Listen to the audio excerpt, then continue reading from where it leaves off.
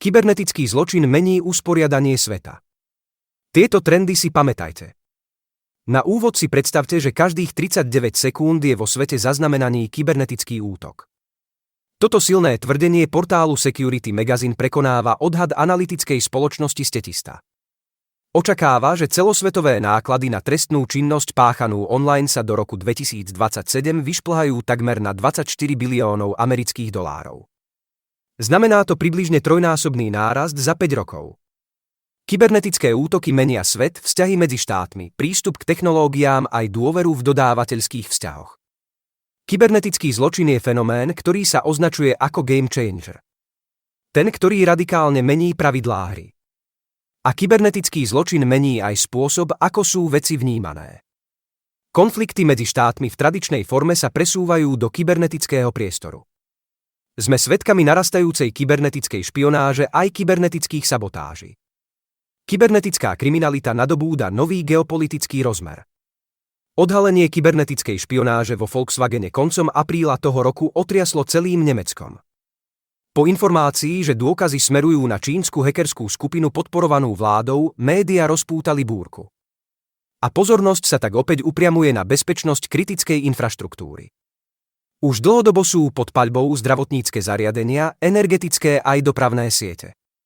Čo sa týka počtu kybernetických útokov, pozíciu v prvej trojke si dlhodobo drží vojenská infraštruktúra aj obranné systémy.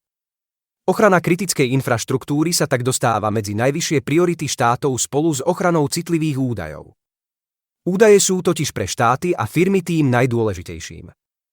Kybernetické útoky ich využívajú ako ciele, ale aj nosiče na šírenie dezinformácií a destabilizáciu v krajinách a v regiónoch.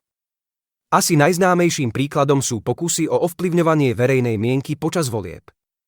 Bolestivé zásahy od boku predstavujú útoky cez dodávateľský reťazec. Ukážkovým príkladom je útok na Mitre Corporation.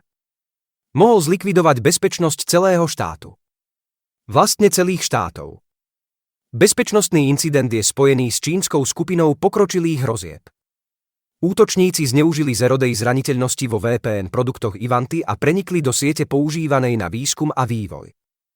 Incident je zvlášť významný, keďže Mitre je americká nezisková organizácia známa službami v oblastiach národnej bezpečnosti, leteckej a vesmírnej dopravy, zdravotníctva, kybernetickej bezpečnosti a informačných technológií. Masívne nasadenie produktov priťahuje útočníkov všetkých oblastí a kontinentov. A preto je kauza Microsoft míľnikom v kybernetickej bezpečnosti. Tento technologický gigant núti štáty zamyslieť sa nad bezpečnosťou dodávateľov aj zákonmi. Napätie vyostrila situácia, keď sa do služby Exchange Online nabúrali čínsky špióni a bezpečnosť Microsoftu narušili ruskí kybernetickí agenti, čo umožnilo získať prístup k vládnym e-mailom Spojených štátov. Americké federálne agentúry mali problém identifikovať, či boli vystavené tomuto útoku. Microsoft totiž neposkytoval inštitúciám možnosť logovania ako štandard a jedine tlakom vládnych inštitúcií sa tento stav zmenil. Preto je Microsoft a jeho produkty v Spojených štátoch klasifikovaný ako otázka národnej bezpečnosti. V nemeckej spolkovej krajine Šlezvicko-Holštajnsko idú ešte ďalej. Začali prechod z balíka Microsoft Office na LibreOffice a z Windows na Linux. Motiváciou je podľa oficiálneho oznámenia práve nezávislosť.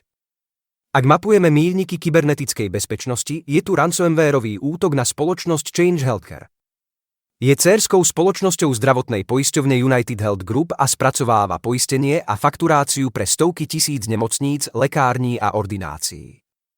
Incident spôsobil únik zdravotných údajov polovice Američanov. Útočníci boli v sieti týždeň a potom nasadili ransomware. Obeť zaplatila výkupné 22 miliónov amerických dolárov rusky hovoriacemu gangu ALFI, ktorý krátko na to zmizol.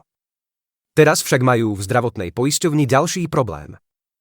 Gang Ransom Hub zverejnil na darkwebe údaje pacientov aj interné dokumenty spolu s odkazom "My máme údaje a nie ALFI", predstavitelia United Health potvrdili, že výkupné opäť zaplatili.